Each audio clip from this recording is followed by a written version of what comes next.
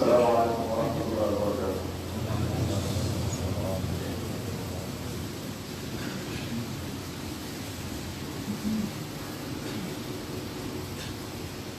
الله أكبر الله أكبر الله أكبر الله أكبر أشهد أن لا إله إلا الله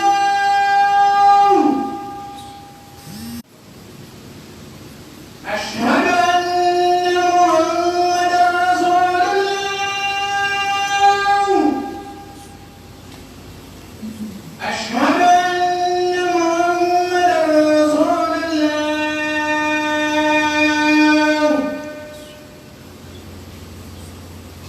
حي على الصلاة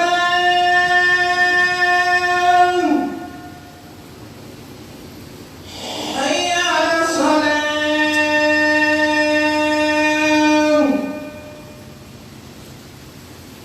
حي على الفلاح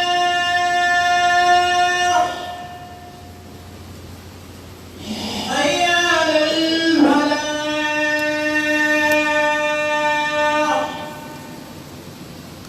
الله أكبر الله أكبر لا إله إلا الله.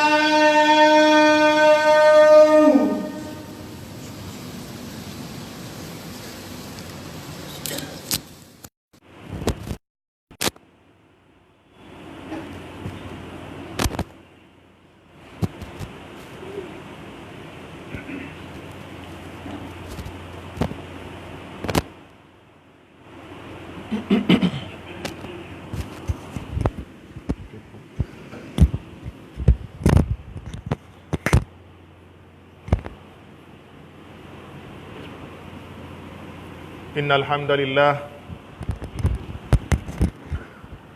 نحمده ونستعينه ونستغفره ونعوذ بالله من شرور أنفسنا وسيئات أعمالنا من يهده الله فلا مضل له ومن يضلل فلا هادي له وأشهد أن لا إله إلا الله وحده لا شريك له وأشهد أن محمدا عبده ورسوله صلى الله عليه وسلم أما بعد فاتقوا الله تعالى وأطيعوه واتبعوا ما أنزل من الهدى واحذروا الهوى فإنه يسلك بمن اتبعه طرق الردى وما تفعلوا من خير يعلمه الله وتزودوا فإن خير الزاد التقوى واتقون يا أولي الألباب عباد الله يقول الحق تبارك وتعالى يا أيها الذين آمنوا كتب عليكم الصيام كما كتب على الذين من قبلكم لعلكم تتقون نداء من الله جل وعلا لعباده المؤمنين بأنه فرض عليهم الصيام كما فرضه على الأمم السابقة لأنه من الشرائع والأوامر التي هي مصلحة للخلق في كل زمان وفيه تنشيط لهذه الأمة بأنه ينبغي لكم أن تنافسوا غيركم في تكميل الأعمال والمسارعة إلى صالح الخصال وأنه ليس من الأمور الثقيلة التي اختصيتم بها ثم بين تعالى في الآية الكريمة بين الغاية الكبرى والمقصود الأعظم من الصيام وهو تحقيق التقوى فقال لعلكم تتقون فإن الصيام من أكبر أسباب التقوى لأن فيه امتثال أمر الله واجتناب نهيه يتي الله سبحانه وتعالى en juuli en laaɗo meɗen Muhammad sallallahu alayhi wa sallam en duwani keden dendagal sahabaɓe makko e jokkuɓe ɓe hoore ko moƴƴi den tori Allah subhanahu wa ta'ala e waɗo en e maɓɓe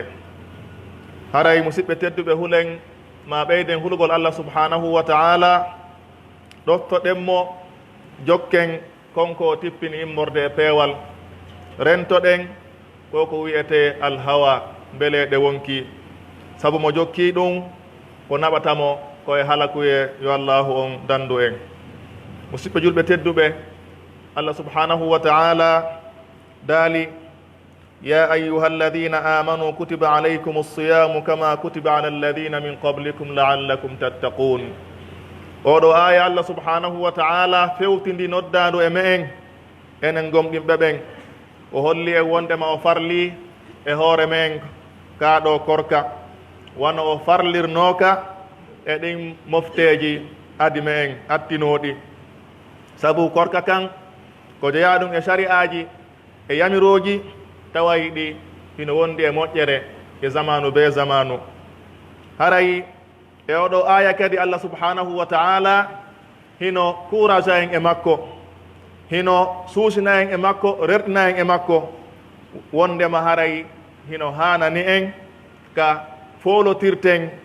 e woɓɓe go'o e fi timmingol golleji ɗin e ka yaccotoɗen enen kadi e waɗugol golleji moƴƴi anden wondema haray kaɗo korka wona hunde teddunde tawayde ko nde allah subhanahu wa ta'ala hertiniri en enen ɗeɗo mofte bal farlanoma e mofteji go'o ɓaawo me en ɓaawo ɗum allah subhanahu wa ta'ala ɓanginani en kadi ko honɗum woni fandunde mawde nden e farlugol kaɗo korka holli en ko honɗum ko tahqiqu taqwa ko gongilngol oɗo taqwa hulugol allah subhanahu wa ta'ala sabu haray korka kan ko jeeyaɗum e sabuji ɓurɗi mawnude e sabuji hulugol allah subhanahu wa ta'ala sabu haray kaɗo korka hino e makka waɗugol yamiroje allah subhanahu wa ta'ala ɗen hino e makka kadi woɗɗitagol kala ko allah subhanahu wa ta'ala haɗi haray hino jeeya e geɓe ɗe kaɗo korka wondi tawayde ko geɓe hulugol allah subhanahu wa ta'ala tawde horuɗo on o accita e konko allahu on haɗimo gila e yarugol ma ha e ñamugol e rende e sonna mu'um e piigi taway ɗi koko tawata wonki makko hino faale ɗum tigi ɗum ɗon akkira ɗum honɗum sabu ɓadagol allah subhanahu wa ta'ala hara himo jorti e konko acci ɗon baraji allah subhanahu wa ta'ala ɗum ɗon haray ko jeeya ɗum e taqwa mo wonɗen e yodde fi mum on kono noon kadi kañum horuɗo on himo elta hoore makko e aynitugol allah subhanahu wa ta'ala kala ka o woni sabu haray o accay kala ko allahu on haɗimo e fewno ka o hoori ɗon fii kala e saa'i haray himo weddi kanko tun hay goto renamo himo wawi ñamude himo wawi yarude himo wawi wadde kadi piiji go kono o accira ɗum ɗon sabu honɗum fii kala himo wawi o accira sabu honɗum sabu hulgol allah subhanahu wa ta'ala ɗum ɗon kadi ɓay haray mo andi allah subhanahu wa ta'ala hino rentimo kala ka o woni ɗum ɗon kadi ko jeeya ɗum e geɓe hulgol allah subhanahu wa ta'ala kono noon kadi horuɗo on en daara e tawen dogirɗe cheytane ɗen hino faaɗi e makko sabu nelaɗo men sallllahu alayhi wa sallam no makiri noon cheytane o hino dogiri e ɓandu men ɗum wono ƴiƴa men ɗan dogirta e ɓandu ndun haray sabu korka kan ɗum ɗon fof haray ɗen ɗon jolɗe faaɗay wono noon kadi neɗɗo yiya himo loƴi ɗum wona sabu ha o accita buyi e ko tawata ko wofugol allah subhanahu wa ta'ala fewno ka o hoori ɗon ɗum ɗon kadi koye kulol allah jeeya kono noon kadi horuɗon ko ɓuri e ɗuɗude kon haray himo heewa rewde allah subhanahu wa ta'ala waɗa ɗoftareji e noneji mu'um wano andirɗen noon ɗum ɗon fof ko jeeya ɗum e hulgol allah subhanahu wa ta'ala kono noon kadi kañum horuɗo on tawɗo hino mari on si on tigi ɓe ko miskinaɓe tawaɓe ko wasuɓe ɓe ala ko ɓe ñaama kamɓe ko non woni ko ɓe wuuriri e gurdam maɓɓe ɗan fof ɗum wona sabu ha o so'a telemma maɓɓe o yurmeɓe o ɓanñitaɓe o wallitoɓe beruwo ko o wawi kon ɗum noon kadi haare ko jeeya ɗum e geɓe taqwa mo korka kan ari fiyo en gongin on ɗon hulgol allah subhanahu wa ta'ala musidɓe tedduɓe ndu lewru suumaye wono andurɗen noon ko lewru qur'ana woɓɓe balɗe tati woɓɓe balɗe jeeɗɗi woɓɓe balɗe sappo woɓɓe ko ɓuri ɗum fattude sabu haray koko faala ɗen kon ko ɗum kamɓe kadi ɓe faala ɗum ɗo fof ko ɓe wonno e waɗande ɗum ɗon ko fi hulugol lette allah jorto aljanna makko e yurmede makko enen kadi ko ɗum woni ko faala ɗen yo allahu on newnan en haray mo kala e waɗu ɓembere ko wawi kon janngol yeedo defte allah subhanahu wa ta'ala mo wawata ka timminde ber ko wawi janngude kon on tigi sowndo o sowndo filito ɗum ɗon almuhim sowndo o sowndo ñande o ñande o tawa hara on tino jogii wirde mo mari embere nde o janngata e nder deftere Allah subhanahu wa taala ino jeeya kadi e golleji moƴƴi e oɗo lewru suumaye o salatul qiyam ma ɗum tarawi ko wonde e naafude ɓaawgeeje on ɗum ɗo kadi aray hino jogii misago o e nder lewru suumaye ndun nelaɗo men sallllahu alayhi wa sallam ɓe maaki man qama ramadana imanan wa ihtisaban gufira lahu ma taqaddama min dambe kala on naafuɗo e suumaye on hara koye hoore gomɗinal e hoore jotagol baraji Allah subhanahu wa taala ɗin oɗo o yafante kala ko ardini e dunubaji makko ɓe maaki e hadise goo kala on darodiɗo juuliduɗo naafiduɗo e imamu on ha imamu on gayni kataba allahu lahu qiyama layla allahu o windanaymo baraji juulugol jemma on fof ɗum ɗo haɗa ko baraji mawlanaɗi ko suuma e on woni ko wondi e majji walla hokku en baraji ɗin ara no jeyano e ko weltinta kala julɗo kala gomɗinɗo ko wonɗi e yuude fewnɗo juuɗoɗen hino heewi tew fut e juulayɓe naafayɓe suddiɓe worɓe fayɓe mawɓe sukaɓe fof hino heewi tew juuɗoɗen fewnɗo ɗum ɗo haɗa ko hunde tawa e nde ko nde encourage ten weltande jama on fof torɗen Allah subhanahu wa taala yo Allah artiku en laaɓinalngol mo e golleji men ɗin o artika en peewal e laawol makko ngol o duuminana en on ɗon nema peewal ngal kono hara e wattana yila e yoga e piiji tentinen honɗum angal yeebugol farillaji ɗin waktuji ɗin joyi hara on tigi yeebal ɗin ɗon few woɓɓe goo yeebinayi ɗi yo allahu on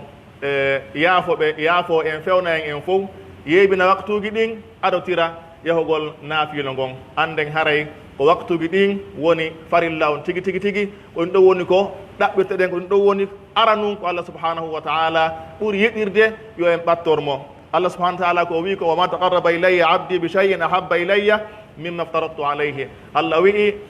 jiyaɗo makko on ɓattortamo e hay hunde e golleji ɗin ha hewti konko farli e men haray farillaji ɗin jowi wota en yeebu ɗin ɗon ɗum ɗon ko ɗum ɗo duwan e wattandeyla e mum ɗin ɗon timma si ɗum ɗon noon gasi aren noon e naafilaji ɗin en ber ko wawɗen kon fiyo en ɓeydu baraji ɗin saabu ɗen andi naafilaji ɗin kadi ko ɗum woni ko Allah subhanahu wa taala timmintini royta konko uyti e farillaji ɗin ñande yawmal qiyama nelaɗo men salah sallam ɓe maaki ko waɗete ndaroyeede e golleji jeeyaɗo on ñande yawmal qiyama ko hon ɗum ko julde makko nden si tawi nde timmi o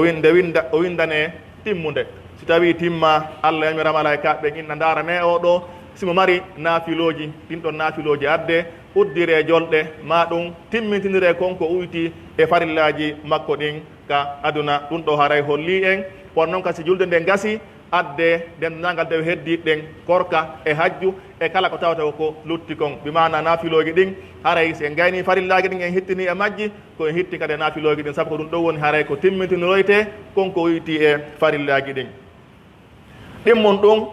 wattanen kadi yila telen ka julde ɗo kadi woɓɓe kadi gaynay tun salmina e tun doga kisan yalta oɗo kadi haray o yeebini hoore makko o fanni hoore makko baraji mawnudi telen ko yewdire julde nden nelaɗo men sallllahu alayhi wa sallam ɓe maaki almalaikatu tusalli ala ahadikum ma dama fi musallahu alladi salla fih ma lam yuhdith taqul allahumma agfir lah allahumma arhamhu nelaɗo maaki malaika ɓen hara hino du'anade goɗɗo neɗɗo on fannima himoka o juuli ɗon o juula o gayna o jooɗo ɗon fannima himo ɗon hara e malaikaji hino donademo hino inna honɗum Allah yaafomo Allah yurmemo ɗen annon duwa malaikaɓe ko jaaboto ɗum hara wata hay goto e me en si tawi na hara haagu tawayɗo ko bonowo on tiyo jooɗo seeɗa waɗa ko wiyete kon adkaru ma bada salah wano ɗen andi hadisa goo no woodi mo nelaɗo men sallllahu alayhi wa sallam maaki kala on jannguɗo ayatal kursi ko ɓaawo julde nden oɗo ko tongatamo natugol aljanna ko o mayde en fof ɗe hunje ayatal kursi on tigi wona ɗon wano noon kadi ɓe maaki hadis goo kala wiɗo subhanallah ɓaawo kala julde 33 o wi alhamdulillah 33 o wi allahu akbar 33 haray ɗum ɗo woni 99 ko timminira wiigol la ilaha illa allah wahdahu la sharika lah lahul mulku wa lahul hamdu wa huwa ala kulli shay'in qadir kala waɗɗo ɗum ɗo oɗo o montante zunubaji makko ɗin hay so tawi hiɗi fota wa ngufo ɓeyete kon bahru on hakke ko ɗi ɗuuɗi bi mana hara dunubaji makko ɗi montete hara mo kala e men yo watta yili si juuli gayni wonta ɗon ha waɗa adkaru ma bada sala du o so on tigi noon immo yaha on tigi anda fannima hino ka jooɗi ɗon ka juuli ɗon on salligi on si bontali hara e malaika ɓe no donademo no innandemo allahumma agfir lahu allahumma arhamhu yo allahu on newnan en no jeeya kadi e bara e golleji mawnuɗi moƴƴuɗi ka suumaye ɗo ittugol sadaka ñammina ñaamete ɗum noon kadi haray no moƴƴe sayiji ɗin fof kono hara e suumaye on hino mari baraji ɓurɗi mawnude baraji sowaɗi hara hiɗen hani en fof kadi arotirde e ɗum ɗon reɗɗugol e ɗum ɗon hara welsindaki e ɗum ɗon hara eno woɓɓe kadi si innama tun sadaka sikke kañum wawata ittude sadaka ƴetta inna ko maroɓen tun ma ko mawɓen tun hara e sadaka inna ko mari ma ɗum mara mo kala ndowa hertinde e jawdi mum din ko fanɗi o ko fanɗi on tigi e laɓɓina anni e on itta ɗum sadaka okkora yimɓe miskinaɓe ɓen tentini noon telen ka suumaye ɗo haray hiɗen andi woɓɓe men ka en ɗan siɓɓe men ngoo ma ɗum ka kawte ma ka yiɓɓe eɓe annduɗen tawa ala hay ko huntora ala ko ñaama e suumaye on tigi rerɗa e ɓeeɗo wallitoɓe fii koɓe heɓa koɓe ñaama e nduɗo lewru suumaye wattane noon kadi ila e taftiru sa'imin huntingol julɓe ɓen haysi ko tamarore on tigi heɓi o okkori musidɗo makko julɗo on tigi haray o ni huntinɗomo nala sa sallam ɓe maaki kala on huntinɗo horuɗo o heɓay embere baraji horuɗo on hara horuɗo on uytanaka eɗin ɗon baraji makko hay fuy tamaro no ƴettata jonna musidɗo ma o taƴira nden ɗon a heeɓi baraji sifa baraji makko ɗin hara baraji makko ɗin uytaki no weli fi metta fi hara mo kala e men watta ila ɗin ɗon piiji ñammina ko fanɗi wo ko fanɗi hara kadi okkor kadi ka huntingol ɗo kadi wiyaka ko beytun tawowo komo mara goɗɗum hay marɗo hiɗa tawa mo okkoramo tamarore fiyo o taƴir e ko o hoori kon ɗum ɗon fof hara e baraji ɗin heno naati e mum wimana hara ittugol sadaka ala sa'i hewtanteɗo si tawi tun hiɗa mari seeɗa hiɗa duwa ittude on ɗon seeɗa ma laɓɓina anni e on anda Allah subhanahu wa ta'ala kanko joddi makko ndin ko mawnude so tawi tun anni e on heno laaɓanimo ko fiyu Allah subhanahu wa ta'ala woni ko on tigi waɗiri haray ko en tinno ɓurte wakkilade e nduɗo lewru suumaye saabu haray hindo yaha tun hindo yaha hanki ndu dari hande ni neɓatara ndu fecci neɓatara ndu yahi haray mo kala men ko ɓurtu wakkilade e noneji dewe ɗen e noneji golleji moƴƴi ɗin yo allahu on newnan en barakallahu li wa lakum fi lqur'ani alazim wa nafa'ani wa iyyakum bima fihi min الذكر الحكيم أقول قولي هذا وأستغفر الله لي ولكم ولسائر المسلمين من كل ذنب فاستغفروه إنه هو الغفور الرحيم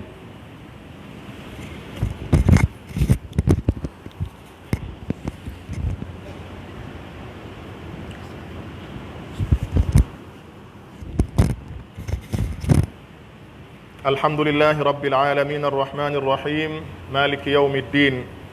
وصلى الله وسلم وبارك على إمام المتقين وقائد الغر المحجلين صلى الله عليه وعلى آله وأصحابه والتابعين لهم بإحسان إلى يوم الدين وسلم تسليما كثيرا أما بعد أيها الإخوة الكرام هري نولي رسوما يدو كوكازيون في هندون في شانجاغول سانسا الحالي مون نعم سانسا مو wonta e alhaali ɓurɗo moƴƴude sabu ɗen anndi neɗɗo on hare no jeeya e ko Allah tagi mo e mum waɗimo ko faljowo ko waɗowo goopi ko yeggitowo ko uytiiɗo jooni noon hare no jeeya e yurmede Allah nden kadi nde waɗani en si waɗi ɗiɗo saa'iji tawa ɗi hiɗe waawa wallinorde ɗi fiyo en sanso gikkuji men goo wonten gikkuji ɓurɗi moƴƴude fiyo en waaw ɓattade Allah subhanahu wa ta'ala o yafano en dunubaji men ɗi ɗen andi buy hara no jogui gikkuhoy telen ka hoore mum ka yewtereji bonɗi ma hoyreji ma ko nandi e mum ɗum ɗo fof sen daari en taway suumayewo ɗo hino uyti moƴƴa alhamdulillah ka ɓernugol yawugol seytinde e yawugol faljugol e ɗimmo mum ñaande mettere fi ɗum ɗon fof haray no uyti e men fewɗo moƴƴa e suumaye on kono noon kadi telen ka dewe raɓɓinɗinare buy haray no uyti fewɗo jama hino rerɗi moƴƴa no yaɗa ka juulirɗe no wirɗen nane noon hino juulude moƴƴa waktuji ɗin watta ɗon kadi naafiloji ɗin e fof kadi no moƴƴodiri fewno ɗo alhamdulillah fof no yiɗidiri mo kala hino ƴettude kum mari okka immo mum ɗum ɗo fof haray ko gikkuji taway ɗi ko gikkuji moƴƴuɗi ɗi suuma e on woni en eltude e mu'um haray ko julɗo on tora ko suuma e o wa'ane wa l'école ma ɗum wa séminaire mo wonɗa e waɗude mo wonɗa e formude hoore ma si a formike ɗon gikkuji ko wowtuɗa ɗon kon e gikkuji moƴƴi labaɗi fotuɗi ɗi allahu yiɗi yarli ɗi jama on fof yiɗi yarli hara suuma e on maayi ko noon wonɗa e continuirde ha suuma e o kadi ara ko noon haray hanuɗen wa'ude telen ka suuma e ɗo ko en sansu gikkuji men bonɗi ɗin ƴetten gikkuji moƴƴi ɗin kono noon kadi ɓerɗe men ɗen laɓɓinen ɗe kala ko tawata ko heqdu ma ɗum ko ngaygu ma ɗum haasidi ma konnagu ma añugol heddiɓɓen yiɗalngol hoore mum ko moƴƴi tun hara yiɗana heddiɓɓen ɗum ɗo fof haray ko jeeya ɗum e ñawuji ɓerɗe tawa ɗe suuma e on ko fursa ko occasion fiyo e waaw akkidira ɗiɗo gikkuji fof saabu fewon ɗo se an mo kala mo darɗa haray machallah tabarakallah mo salminɗa o ko aleykum salam yeeso ngon no henti o wala e haalaji moƴƴi mo kala deftere nden ɓuuri e men haray no yooɓi ka qur'ana on ka jiifa mum ma ka téléphone mum no jangga tun no jangga noyna tun subhanallah la ilaha illallah wallahu akbar kala mo yiɗa fewon ɗo machallah hino woni neɗɗo deeƴuɗo neɗɗo ɗatuɗo neɗɗo huwodirteɗo neɗɗo welɗo fi neɗɗo hewɗo limanu haray ko torodirten sondo wo sondo ɗum ɗo koye wonan en ko wiɗen kon darsu wonana en séminaire mo formeten hoore men e mum sansen décide wondema inchallah no wawɗen ka suuma e ɗo noon suuma e on kadi si maayi ko noon wonɗen en continuirde saabu haray ɗum ɗo fof ko jeeya ɗum e gueɓe e taqwa ɗe allah subhanahu wa taala farliri saabu mum nduɗo lewru suuma e haray timminiren khutba on aya mo jannguɗen ara nun on ya ayuha alladina amanu kutiba aleykum alsiyamu kama kutiba ala alladina min qablikum laallakum tattaqun ɗum ɗo foore ko jeeya ɗum e gueɓe ko wiyete a taqwa kulor allah subhanahu wa taala en tori allah subhanahu wa taala yo waɗu en huula e ɓemo o newna en horgol lewru ndun waɗa golleji moƴƴi ko yamira e lewru ndun kon o jaɓana en kadi golleji ɗin allahumma khud bina wasina lilbirri wattaqwa وفقنا للعمل الصالح الذي يرضيك عنا إنك سميع مجيب اللهم وفقنا لهداك واجعل عملنا في رضاك اللهم اعز الإسلام والمسلمين وأذل الشرك والمشركين ودمر أعداء الدين واجعل هذا البلد آمنا وسائر بلاد المسلمين اللهم آمنا في أوطاننا وأصلح أئمتنا وولاة أمورنا واجعل ولايتنا في من خافك واتقاك واتبع رضاك يا رب العالمين اللهم فرج هم المهمومين ونفس كرب المكروبين واقض الدين عن المدينين واشف مرضانا ومرضى المسلمين وارحم موتانا وموتى المسلمين اللهم اجعل خير أعمالنا آخرها وخير أعمالنا خواتمها وخير أيامنا يوم أن نلقاك يا رب العالمين اللهم إنا على صيام رمضان وقيامه واجعلنا اللهم فيه من المقبولين المرحومين يا أرحم الراحمين ربنا آتنا في الدنيا حسنة وفي الآخرة حسنة وقنا عذاب النار سبحان ربك رب العزة عما يصفون وسلام على المرسلين والحمد لله رب العالمين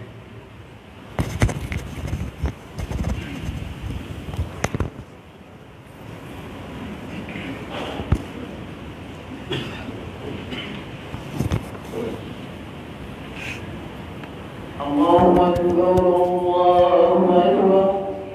أشهد أن لا إله إلا الله وأشهد أن محمدا رسول الله حي على الصلاة حي على الفلاح قد قامت الصلاة قد قامت الصلاة الله أكبر الله أكبر لا إله إلا الله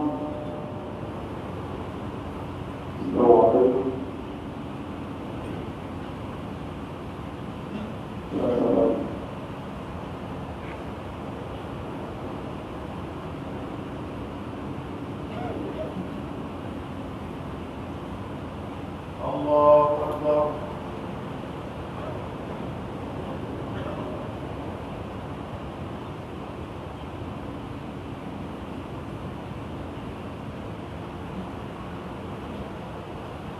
الحمد لله رب العالمين الرحمن الرحيم مالك يوم الدين إياك نعبد وإياك نستعين اهدنا الصراط المستقيم صراط الذين أنعمت عليهم غير المغضوب عليهم ولا الضالين.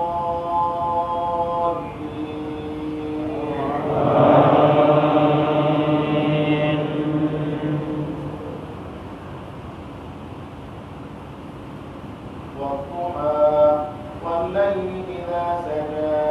ما ودعك ربك وما قلى وللآخرة خير لك من الأولى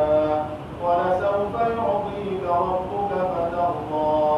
فلم يجدك يتيما فآوى ووجدك ضالا فهدى ووجدك عائلا فأغنى فأما اليتيم فلا تقهر وأما السائل فلا تنهر وأما بنعمة ربك فحدث. الله أكبر.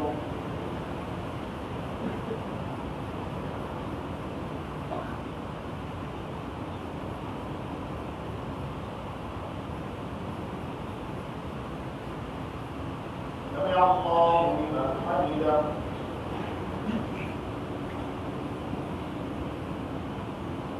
الله أكبر.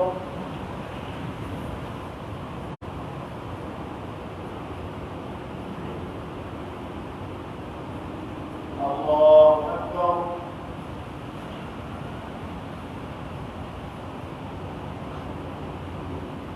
الله أكبر.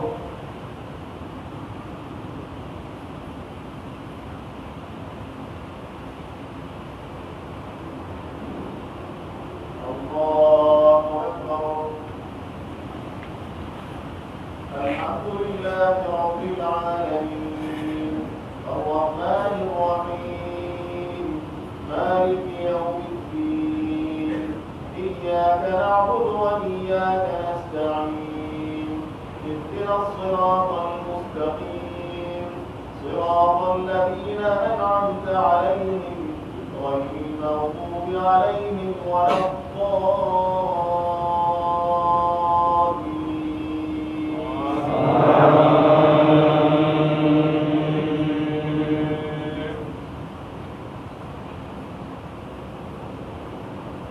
إذا زلزلت الأرض زلزالها وأخرجت الأرض أثقالها وقال الإنسان ما لها يومئذ تحدث أخبارها بأن ربك أوحى لها يومئذ يصدر الناس أشتاتا ليروا أعمالهم فمن يعمل مثقال ذرة خيرا يره ومن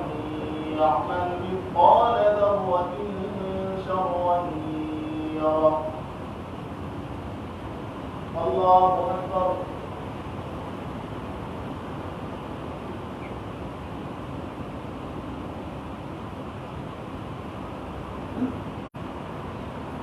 سمع الله لمن حمده.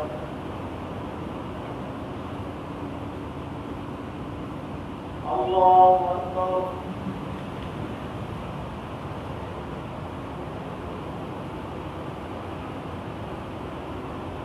الله أكبر.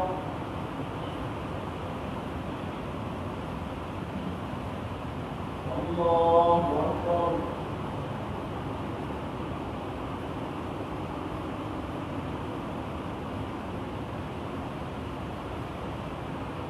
الله أكبر.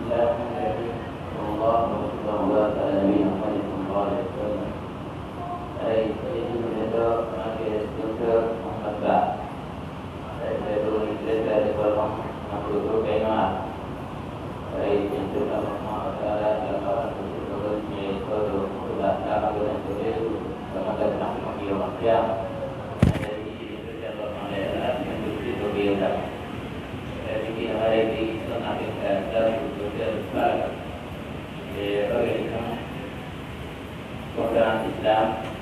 kaya kalau di mana ada itu di dalam hari di dalam kau itu jadi dalam kau itu di dalam di mana ada itu yang tidak di mana ada juga kau tidak itu di dalam kau itu namanya itu di dalam kian di mana ada itu yang ada di dalam hari kian dari hari yang mau tidak dari gunung dari kota kota di mana ada dari kita di mana buat di mana kota yang mau tujuh dua tiga ada macam mana ada ni mana ada orang ni